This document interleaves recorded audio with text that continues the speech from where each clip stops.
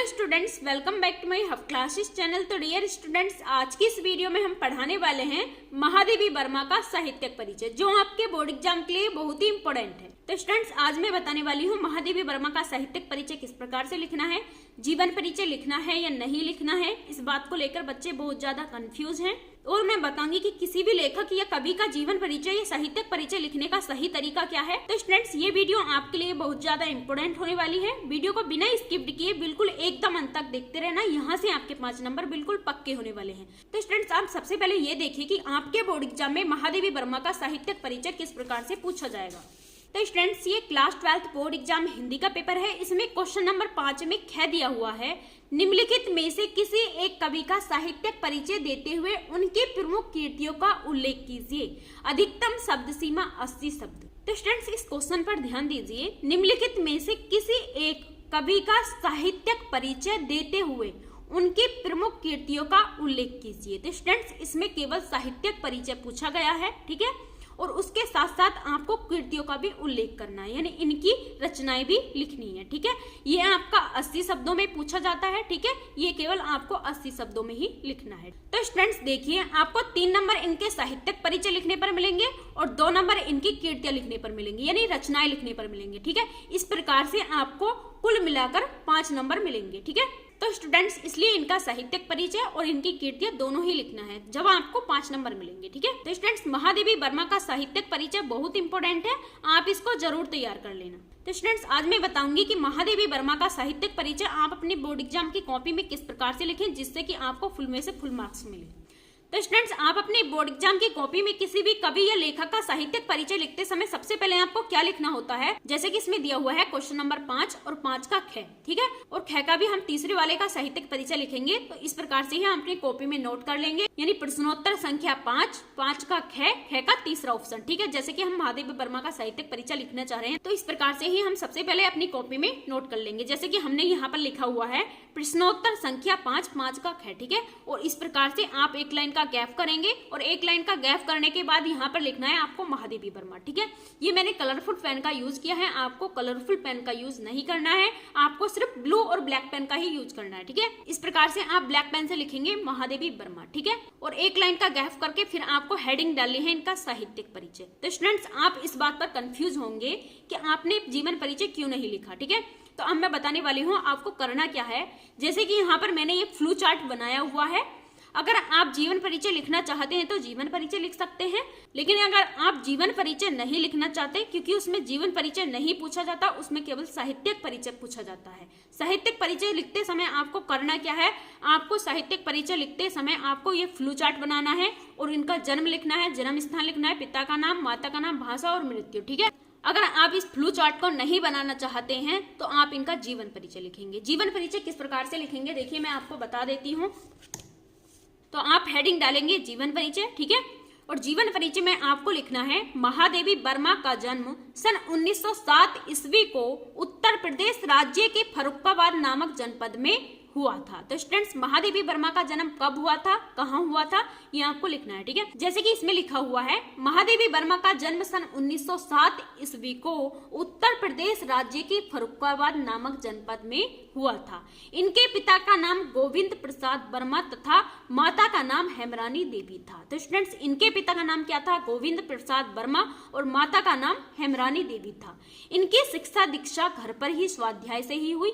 11 सितंबर 1987 ईस्वी को इस महान कवियत्री का स्वर्गवास हो गया। तो स्टूडेंट्स, अगर आप इनका फ्लू चार्ट नहीं बनाना चाहते तो इस प्रकार से आप जीवन परिचय लिखेंगे। अगर जीवन परिचय नहीं लिखना चाहते हैं तो आप इसका डायरेक्ट साहित्यिक परिचय लिखना शुरू कर देंगे। इस प्रकार से फ्लू चार्ट जरूर बनाना है। अगर साहित्यिक परिचय लिखना है तो इनका फ्लू चार्ट जरूर बनाना पड़ेगा, ठीक है। अगर आप फ्लू चार्ट नहीं बनाना चाहते तो इनका जीवन परिचय लिखकर फिर इनका साहित्यिक परिचय भी लिखना पड़ेगा, ठीक है। तो स्टूडेंट्स, आप इस प्रकार से इनका साहित्यिक परिचय लिखकर इनका फ्लू चार्ट बनाकर इस प्रकार से इसमें जीवन परिचय लिख देंगे, ठीक है। तो स्टूडेंट्स, इससे आपका समय भी बचेगा और एग्जामिनर भी आपका एक भी नंबर नहीं काटेगा, आपको फुल में से फुल नंबर देगा, ठीक है। लेकिन साहित्यिक परिचय के साथ साथ ये फ्लू चार्ट जरूर बनाना है, ठीक है।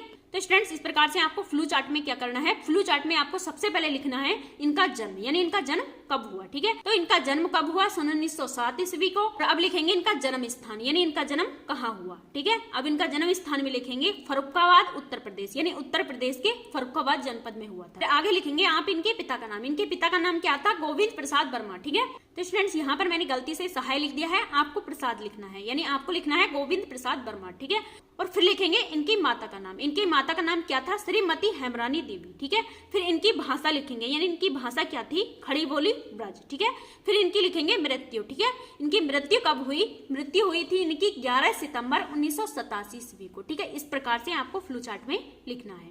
फिर आपको ब्लैक पेन से हेडिंग डालनी है साहित्यिक परिचय। ठीक है, साहित्यिक परिचय में आप लिखेंगे श्रीमती महादेवी वर्मा की मुख्य रचना काव्य है।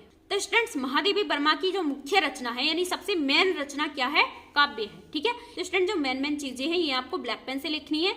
इससे साहित्यिक परिचय लिखा हुआ भी बहुत सुंदर दिखता है और एग्जामिनर की निगाह भी सबसे पहले इन पर जाती है और एग्जामिनर भी खुश होकर पूरे नंबर देते हैं। तो स्टूडेंट्स, आप इसी प्रकार से आपने बोर्ड एग्जाम में लिखना। ठीक है, श्रीमती महादेवी वर्मा की मुख्य रचना काव्य है। इनकी गणना छायावादी कवियों के साथ होती है। स्टूडेंट्स, इनकी गणना यानी इनकी गिनती छायावादी कवियों के साथ होती है। तो स्टूडेंट्स, इनके काव्यों में भी वेदना की प्रधानता है। इसके अतिरिक्त इन्होंने गद्य रचनाओं में अपना योगदान दिया है। तो स्टूडेंट्स, इसके अतिरिक्त यानी इसके अलग भी इन्होंने गद्य रचनाओं में अपना योगदान दिया है। तो स्टूडेंट्स, ये पद की कवयित्री होते हुए भी इन्होंने गद्य की रचनाओं में भी अपना सहयोग दिया है, यानी गद्य की रचनाओं में भी अपना योगदान दिया है। गद्य में इन्होंने अतीत के चलचित्र, स्मृति की रेखाएं इत्यादि की रचना की है। तो स्टूडेंट्स, महादेवी वर्मा पद की कवि होते हुए भी इन्होंने गद्य में भी अतीत के चलचित्र और स्मृति की रेखाएं की रचना की है। इनका हृदय अत्यंत करुणापूर्ण, संवेदना युक्त एवं भावुक है। तो स्टूडेंट्स, महादेवी वर्मा का हृदय अत्यंत करुणापूर्ण यानी दयालु, संवेदना युक्त एवं भावुक है। इसलिए इनके साहित्य में वेदना और करुणा की झलक मिलती है। तो स्टूडेंट्स, महादेवी वर्मा के साहित्यों में दया भाव की भी झलक मिलती है। तो इसलिए इसमें कहा गया है कि इनके साहित्य में वेदना और करुणा की भी झलक मिलती है। इनके साहित्य साधना के लिए इन्हें भारत सरकार ने पद्म भूषण में भी सम्मानित किया गया। स्टूडेंट्स, महादेवी वर्मा ने साहित्य में भी बहुत ज्यादा योगदान दिया, तो इसलिए इन्हें भारत सरकार ने पद्म भूषण से सम्मानित किया। तो स्टूडेंट्स, इसमें आगे लिखा है महादेवी वर्मा वर्तमान हिंदी कविता की सर्वश्रेष्ठ गीतकार हैं। तो स्टूडेंट्स, इसमें कहा गया है महादेवी वर्मा वर्तमान हिंदी कविता की यानी वर्तमान हिंदी कविता की सर्वश्रेष्ठ यानी सबसे श्रेष्ठ गीतकार हैं। तो स्टूडेंट्स, महादेवी वर्मा ने हिंदी में बहुत ज्यादा रचनाओं का उल्लेख किया है, बहुत ज्यादा योगदान दिया है, तो इसलिए इसमें कहा गया है महादेवी वर्मा वर्तमान हिंदी कविता की सर्वश्रेष्ठ गीतकार हैं।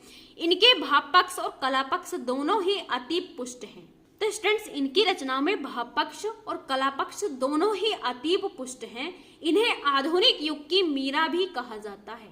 तो स्टूडेंट्स, महादेवी वर्मा को आधुनिक युग की मीरा भी कहा जाता है। तो स्टूडेंट्स, इस प्रकार से आपको साहित्यिक परिचय में लिखना है। ठीक है, फिर आपको ब्लैक पेन से हेडिंग डालनी है रचनाएं या कीर्तियां। ठीक है, तो स्टूडेंट्स, सबसे पहले आप इनकी लिखेंगे काव्य रचना। काव्य रचना है इनकी नीरजा, निहार, यामा, रसीम। फिर आपको नेक्स्ट लाइन में लिखना है काव्य संग्रह, यानी इनके काव्य संग्रह क्या है? संधिनी, आधुनिक कवि और सप्तपर्णा। ठीक है, ये इनके काव्य संग्रह है। ठीक है, फिर आपको नेक्स्ट लाइन में लिखना है गद्य रचना। गद्य रचना है इनके अतीत के चलचित्र, स्मृति की रेखाएं, श्रृंखला की कड़ियां आदि। तो स्टूडेंट्स, हमने बहुत आसान साहित्यिक परिचय लिखा है। आपको केवल 80 शब्दों में पूछा जाता है, ज्यादा बड़ा लिखने की जरूरत नहीं है, आपको सिर्फ इतना ही लिखना है। एग्जामिनर आपका एक भी नंबर नहीं काटेगा, ये मेरी गारंटी है। आपको फुल में से फुल मार्क्स मिलेंगे। ठीक है, तो डियर स्टूडेंट्स, वीडियो कैसी लगी कमेंट्स बॉक्स में जरूर बताना। वीडियो अच्छी लगी है तो लाइक कर देना, चैनल को सब्सक्राइब करके साइड वाले बेल आइकन को जरूर प्रेस कर देना, जिससे कि आने वाली वीडियो की नोटिफिकेशन आपको सबसे पहले मिल सके। तो चलिए मिलते हैं नेक्स्ट वीडियो में एक न्यू टॉपिक के साथ। तब तक के लिए जय हिंद, वंदे मातरम। अगर आप इसका स्क्रीनशॉट करना चाहते हैं तो कर सकते हैं।